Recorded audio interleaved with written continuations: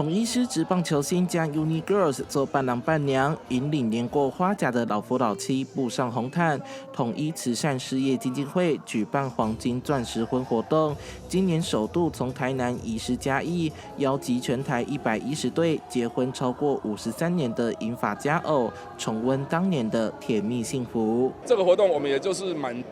足了，或者是我们让我们的长者们圆了他们年轻时的梦想，穿着白纱。同时，我们希望说，除了这个圆梦之外，我们也希望说，透过这样的活动，能够传达说夫妻之间相处的真谛。仪式过程当中，阿公亲手为阿嬷佩戴新娘头花，许多2030年代无法穿白纱出嫁，心中存有遗憾的阿嬷们一圆婚纱梦。其中更有3对婚龄分别为75年、73年与71年的超级新人，代表所有长辈切下象征爱与祝福的3层结婚蛋糕。现场来宾以及家属大约2000人一起见证。这一代人是最辛苦的一代，也是台湾整个经济奇迹发展的一代，所以统一企业也是在这样的一个经济发展过程当中慢慢成长起来，所以我认为这是一个非常好的一个活动。那也非常谢谢他们到嘉义来办这场专属长辈们的幸福盛宴，由36家企业所共同规划。